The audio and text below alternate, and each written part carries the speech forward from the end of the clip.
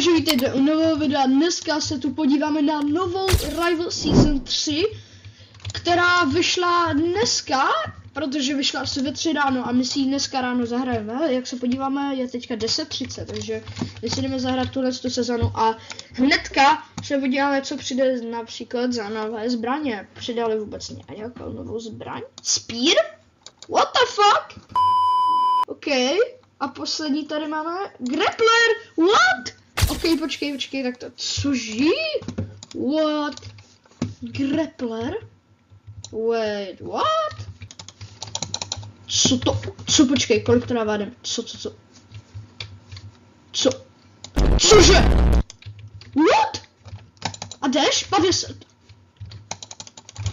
What the fuck? A co Grappler? To bude prostě jakože Grappler. Můžu požádat jednou za tak dlouho? Tak ten Spear je ale jako hovno opět. A ten Grappler? Jak moc tě může přitáhnout? A pak nedostanu žádný glider. Ok, dobrý. What the fuck, actually? Může se přitáhnout ještě třeba víc? Sakra, tak to asi nejde. No, nebo se nám přitáhnout, no? Jo, aha, já to nemůžu pustit, to je pak docela na hovno, jakože. OK, tak jakože kámo, Grappler je hodně OP, to stejný ten Spear, kámo. To je crazy úplně, jakože, OK. Hele, o co se bych se zajímal ještě? Kde máme rankedy? Jo, jsou tu nový rankedy. Rankedy 1v1 a slyšel jsem, že aj nová mapa. Je blbý, že prostě tady nemůžeme vybrat jakoukoliv mapu, takže pak si zahrajeme tu novou mapu. Banu Assault Rifle. Tak na čem, bro? OK, dobrý, nevadí. OK, už dobrý. Ježiš, katanu má. To je ta nová zbraň, nebo ne? Ne, to nebude ta nová zbraň, co je tohle? Čím mě to týpek spamuje? Je to permafrost, OK. Už jsem si myslel, že je to nějaká zase, kámo, že něco zase jinýho přidané, ale OK, dobrý. Vezmám to stejný, jenom si vezmou shotgunu, aby jsme to měli aspoň trošku plnění. OK, dostal bomby. Jaha, má shorty, proto hraje permafrost. Co se říká, že hraje takovou suchou permafrost. Takže to je docela divný. OK, nice. Máme tam dostal bomby Exogun. Takže pardon za můj gameplay, jo. Já jsem třeba 3 dny, 4 dny možná nehrál, možná i víc, mám stíhal hrát Rivals, takže můj gameplay bude trošku horší, takže kdybych prohrál, tak aspoň máme nějakou výmluvu. Teda chtěl jsem říct, že já neprohrál stejně, takže nemusím mít ani žádný výmluvy. Ježiš, já mám shotgunu. 50. Let's go, shotguna versus shotguna. Podle mě shotguna je lepší než ten shotgun. Slingshot dostal nerv, takže uvidíme, jak si povedeš. Nic moc, teda ten slingshot upřímně. Nic moc, jakože jsem rád, že Exogun dostal nerv, protože to by bylo docela smutné. Hele, co jsem kámo říkal, že neprohrál, ty vole, už je to 4-1. Ale jako furt ještě můžu prohrát, ale...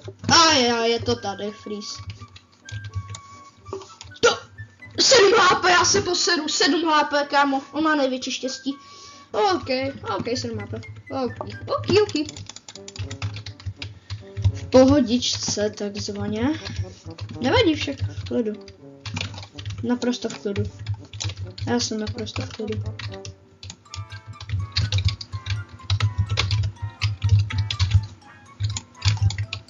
Kamo, já neumím hrát. Jsem fakt špatný. Počkat, musíme se snažit. OK, vyhráváme na hápka. O 1. Shit, katana. Katana a freeze ray. To je crazy. Nice! Ano! Na hrozně low. Let's go! Vyhráli jsme první hru v rankedech v nové sezóně. Tak, ještě musíme jakož 9 her hrát, aby jsme dostali rank, takže to bohužel bude těžký, takže to asi dneska úplně nedáme. Dobrý, já si ho předám, protože prostě ad connection. Tak, dobrý. Pak dáme ještě casual, protože já chci tu novou mapu jakože vyzkoušet, ale... Tak, dobrý, dáme 1v1. Dobrý, neinvituj mě do party, hrát s tebou fakt nebudu, sorry. Dobrý. Tak, máme to tady, kolik těch nových map je? Studio, Vesta, já chci Vestown, kámo, Vestown chci. Nová mapa. O můj bože. Tak můžu počítat, co chci konečně. What the hell, 3 nový mapy. What?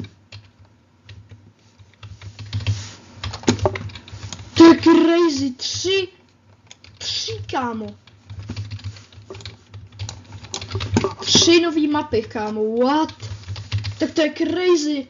Nový rankedy, 3 nový mapy, plus chair skin, ty vole, už žebrá o skin, kámo. Nedám ti nový skin. Nedám ti prostě skin, kámo. Jeden týpek mě invituje do party, neustále. Bro čeká na autoshoot. Nice, 2-0 vyhráváme teďka. Takže to je velmi dobrý. Protože si vyhráme, jakože rychle, tak si dáme ještě jednu hru a zkusíme novou mapu. Ještě jednu, jestli se vybere, a jestli ne, tak to bude GG. A zatím ten update, kámo, zatím je fire.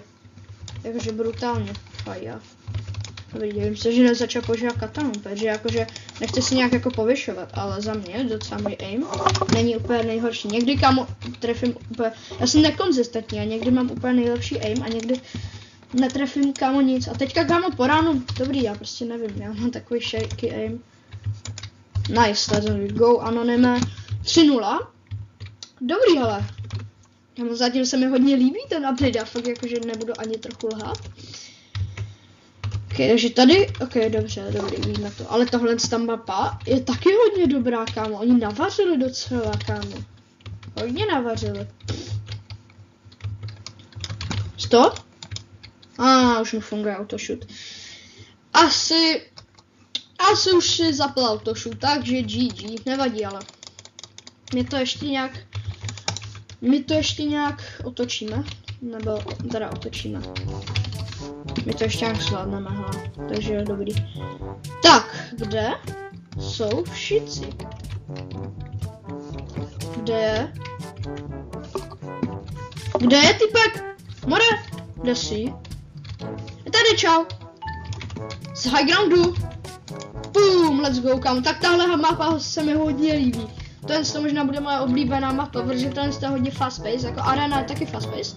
A tahle tady je, kámo, není tu tolik roomů na schovávání. Prostě to je, kámo. Nice, 5-1 jsme vyhráli. Další hru, takže v rankedech 5-2, tady 5-1. Boom, skipneme, lívneme. Vyhráli jsme a teďka bych se chtěl dát normálně practice mod nějak, jako že bych prostě hrál sám, já půjdu na private server a tam bychom to mohli nějak zprovoznit. Tak, právě jsme na private serveru a tady bychom mohli nějak zprovoznit, abych mohl hrát sám.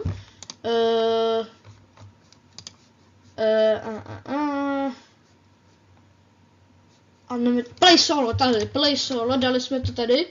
Teďka se joineme a budeme hrát sami. Tak, studio jsme nehráli a muzeum jsme nehráli, takže dáme první studio. O studiu mapy jsem slyšel, že je podobná jako ve Fortnite, takže jestli to bude podobný, tak může tady editor dát, jestli to je jakože fakt podobný. Ukaž. Ok, grapplere, budeš fungovat. Ok, nice. A tak ten grappler bude hodně OP.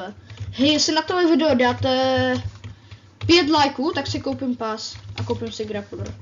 Ukaž. No je to možná podobný jako Fortniteu. Ukaž. Čekat, musíme se dostat nahoru nejdřív. A to nevím, jak uděláme. Jak to zprovozníme. Nice. Skoro. Ok, dobrý, tak tady budu les 4 roky, vole.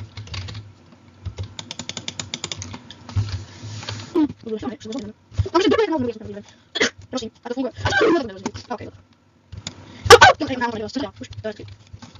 někdo les, takže někdo les, já upřímně vůbec nevím, takže možná, že třeba mě to začne, ale ale hele, prosím vás všechny mapy, všechno, co se dá zbytku, takže se bylo tu. Já upřímně vůbec nevím, takže můžete napsat do komentářů, jestli jo nebo ne. Mně to docela přijde, ale už Fortnite moc nehraju, takže jakože skoro vůbec, takže jakoby nevím, no. Ale hele, prozkoumali jsme všechny mapy, všechno, co přidali v novém Rivals updateu, takže doufám, že se vám tohle video líbilo. Můžete dát like, odběr a v komentářích a ohodnotit, jak hodnotíte vy novou Rivals sezónu. Čus!